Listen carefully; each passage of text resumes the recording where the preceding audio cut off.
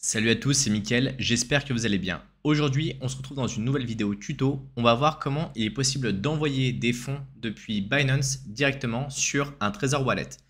Trezor est ni plus ni moins que le concurrent de chez Ledger et ils font des portefeuilles physiques matériels qui sont vraiment très solides. Ici, c'est le Trezor Safe 3, un des derniers modèles directement de chez Trezor. Si vous ne l'avez pas encore acheté, vous pouvez le faire en passant par notre lien qui est dans la description. Il vous permettra d'avoir un avantage en l'achetant sur la boutique officielle. Donc la première chose à faire, c'est déjà de connecter en fait votre Trezor Safe 3 à votre ordinateur. C'est un câble USB-C, USB-C. Donc si jamais vous n'avez pas de port USB-C côté ordinateur, vous pouvez utiliser un câble USB vers de l'USB-C traditionnel. Le même câble qu'on a chez Ledger fonctionne très bien.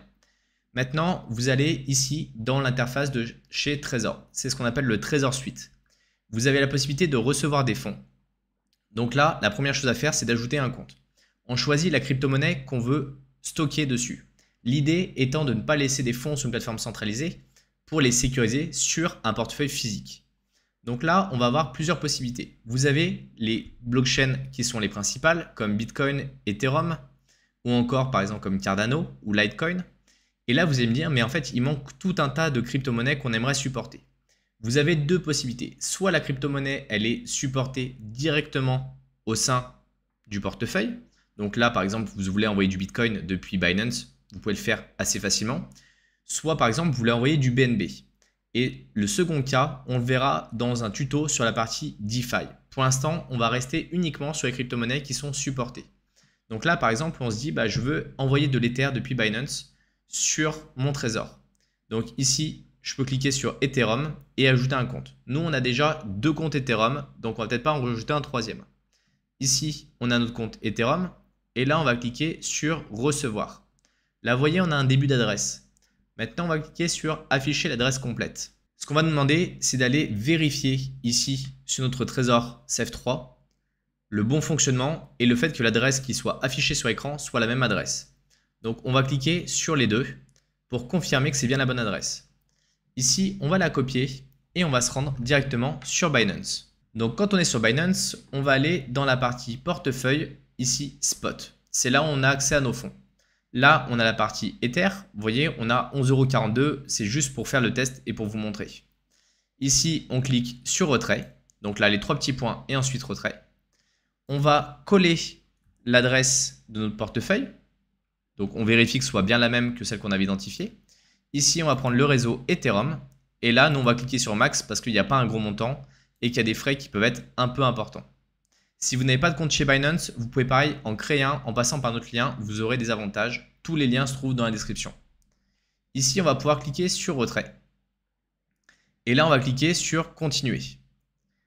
Si vous avez un code qui vous est envoyé par email, ça sera à ce moment-là. Nous, on a une clé de sécurité et cette clé de sécurité, elle nous permet de nous affranchir justement de ce code qu'on reçoit par email ou par SMS ou de passer par une application. C'est plus de sécurité, mais ça, on en parle dans notre formation. Alors ici, vous voyez, ça va prendre un certain temps avant de pouvoir recevoir les fonds. Il va falloir attendre que la blockchain Ethereum traite ces données. En attendant, on va pouvoir revenir directement dans notre interface de Trezor Suite. Ici, on va attendre un petit peu et là, on va se mettre sur notre tableau de bord. Vous voyez, on a reçu les fonds. 8,18 €, c'est ce qu'on avait envoyé. Ils sont bien présents ici. Ils sont sur nos comptes Ethereum 1. Vous voyez, on a la transaction. Elle est ici avec l'ensemble des informations. Maintenant, ce qu'on va faire, c'est qu'on va se dire, OK, le cours de l'Ether est monté et j'aimerais en vendre une partie ou j'aimerais vendre tous mes Ethers sur Binance. Donc, on va faire le chemin inverse. Pour ça, on va cliquer ici sur Envoyer. Et là, vous voyez, on va demander une adresse. Cette adresse, c'est l'adresse de dépôt chez Binance. Donc, on retourne chez Binance. On va cliquer ici sur Dépôt, en haut à droite. Déposer des crypto-monnaies. Et dans les actifs, on va choisir Ethereum. Là, dans les réseaux, vous voyez, il y a plein de réseaux différents. On va prendre le réseau Ethereum, qui est le réseau principal. Donc ici, on clique sur OK. Si jamais on vous demande un mémo ou on vous en affiche un à cet endroit-là, pensez bien à le récupérer. C'est très important. Parce que le jour où vous allez envoyer vos cryptos et que vous n'allez pas spécifier ce mémo, les fonds ne vont pas vous être attribués. Donc s'il y a un mémo qui est écrit ici, copiez-le bien et saisissez-le lors de l'envoi des fonds. Là, on clique ici sur copier l'adresse et on va retourner sur notre Trezor Suite. Dans notre Trezor Suite, on colle l'adresse. Là, on dit que l'adresse n'est pas valide et de convertir en adresse de zone de contrôle. Ça ne nous intéresse pas forcément parce qu'en fait, les adresses de chez Binance, des fois, elles ne sont pas forcément bien reconnues. Donc, si jamais vous avez un petit message rouge dessous, vous pouvez bien sûr cliquer dessus. Là, nous, ce qu'on va faire, c'est qu'on va envoyer exactement le montant max. Normalement, vous devez avoir cette interface-là avec les frais ici que vous pouvez régler avec les frais d'envoi. Vous pouvez les personnaliser, mais je ne vous invite pas forcément à le faire. Ici, on va cliquer sur examiner et envoyer. Donc là, on a l'ensemble des informations qui vont être affichées sur le Trésor Safe 3.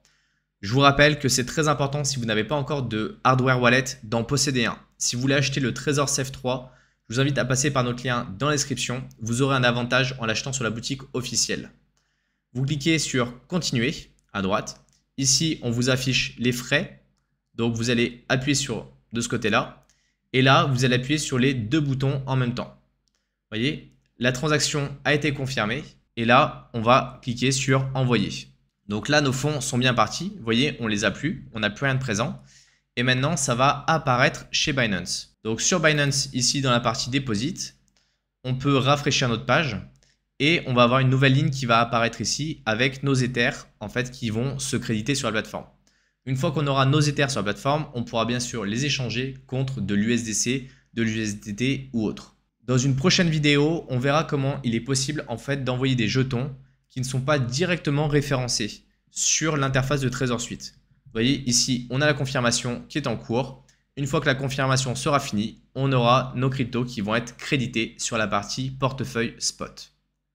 J'espère en tout cas que vous avez aimé cette vidéo, qu'elle vous a appris des choses.